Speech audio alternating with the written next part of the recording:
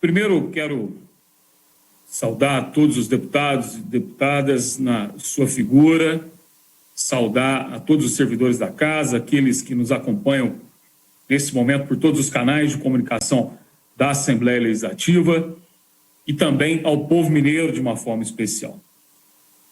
Eu não poderia deixar de falar, não poderia deixar de me pronunciar nesse momento, que é um momento histórico que nós estamos vivenciando nessa casa, estamos vivenciando nesse país. Presidente, com a sua sensibilidade, a sensibilidade de uma liderança que compreendeu que, nesse momento, nós estamos diante do maior índice de desemprego da história desse país, com aproximadamente 19 milhões de pessoas passando fome, de 120 milhões de pessoas vivendo a insegurança alimentar. E para quem está nos assistindo e não compreende o significado dessa palavra, são 120 milhões de brasileiros que não sabem se amanhã terão alguma coisa para comer. Grande parte desses desempregados, grande parte desses esfomeados, grande parte desses que estão inseguros nesse momento, estão no estado de Minas Gerais.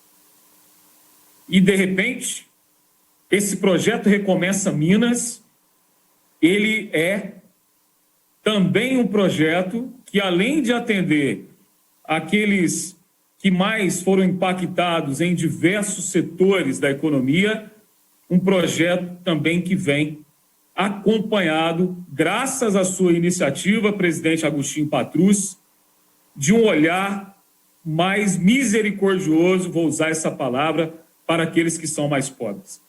E é por isso que eu não poderia deixar de usar esse espaço, como muito bem fez o deputado Alencar da Silveira Júnior, o deputado Eli Tarquínio, brilhantemente o deputado João Vitor Xavier, para que a gente estabeleça a verdade.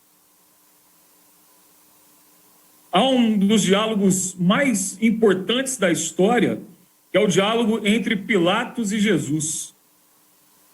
Quando Pilatos pergunta para Jesus, o que é a verdade? Talvez essa seja uma das respostas mais difíceis, mas, para mim, não tem resposta melhor do que aquela que nós encontramos em um dos grandes diálogos dos irmãos Karamazov de Dostoiévski. Quando perguntado o que é a verdade, um dos personagens responde: a verdade é aquilo que permanece. A verdade é aquilo que permanece.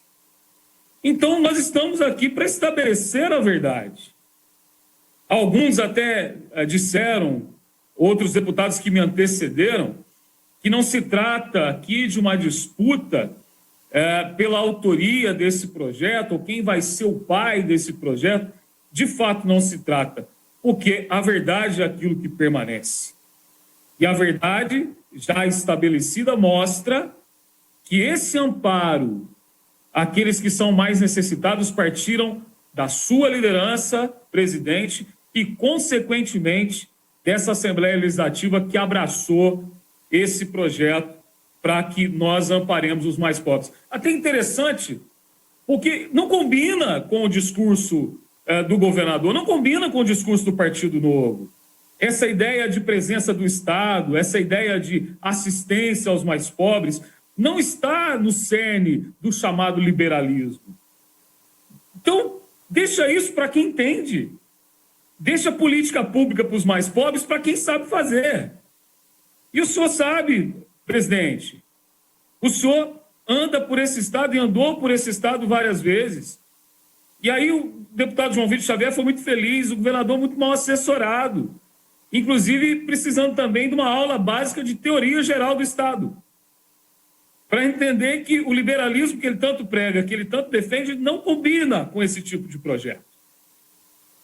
E eu me lembro que uma das primeiras vezes que estive com o governador, aliás, a primeira vez que estive com ele, e foi uma das poucas vezes, porque, diferente do governador do Rio Grande do Sul, que ele se comparou, ele não tem o costume de receber aqueles que são principalmente mais críticos, mas uma crítica que é uma crítica para contribuir, eu dizia para ele, presidente, dizia para ele, deputados e deputadas, que a gente tem que olhar para as lições da história, da filosofia, está aqui na minha frente, dos grandes mestres que eu tenho nessa casa, que é o deputado Eli Tarquini, que é um grande deputado, médico, mas um filósofo também, que o Sêneca, lá em Roma, ele dizia que nem tudo que é novo é bom, nem tudo que é novidade é boa.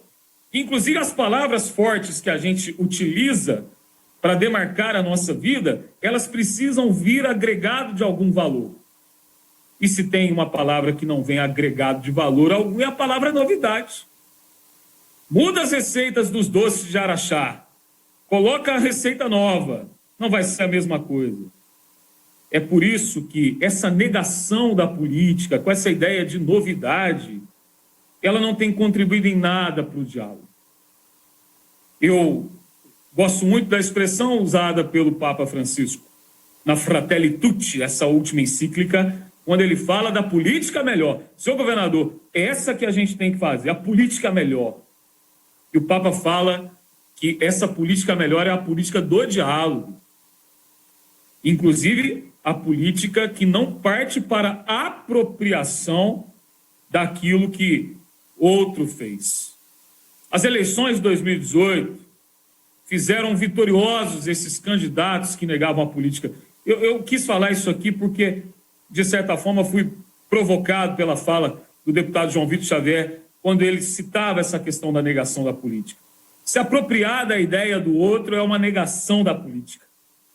Se apropriar da ideia do outro é uma forma clássica de negar a política, mas a negação da política, a gente tem que deixar isso claro, é uma forma também de fazer política e velha. Ela não é nova. Ela é velha na história, deputado Alencar da Silveira Júnior. Não é fenômeno novo.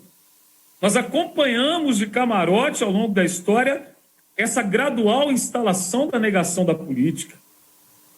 Uma negação da política que tenta enfraquecer exatamente o poder do legislativo, que tenta instituir a ausência de credibilidade dos partidos políticos, mas aí uma grande obra que foi publicada recentemente, que se chama Como Morrem as Democracias, estabelece que um dos grandes pilares de sustentação da democracia é exatamente a diversidade de partidos políticos, e nessa diversidade nós temos que criar diálogos com todos os partidos políticos. São os sustentáculos da democracia. Mas a negação da política faz com que você tenha um discurso que é o discurso daqueles que são salvacionistas. A ideia de soterologia, o salvador da pátria, o outsider, aquele que veio do grupo empresarial, que entende tudo de administração e nega a política, inclusive se apropriando das boas ideias. Eu sempre gosto de lembrar, e já disse isso várias vezes, para esses radicais que cercam o governador, quero concordar com o deputado João Vitor Xavier. Quero crer que essa ideia desse Twitter de apropriação das ideias não partiu dele. Partiu de alguns radicais que o cercam. No encontro com ele, eu dizia, governador, existem pessoas experientes na política que o senhor tem que escutar. E o senhor, mais uma vez, parece que não está escutando isso. Eu sou deputado de primeiro mandato, deputado Agostinho Patrus, já estou encerrando. Mas eu aprendi nessa casa que eu preciso ouvir as vozes da experiência. Como os meus professores aí, deputado Eli Tarquini, deputado Sávio Souza Cruz, o senhor presidente, deputado Alencar, e até alguns que são mais jovens do que eu, que muito me ensinam. Governador, está na hora do senhor chamar aqueles que o senhor considerou da velha política para pegar mais experiência e fazer com que a verdade permaneça. Porque na política nós estamos cada dia em busca da verdade. Fica aqui a dica.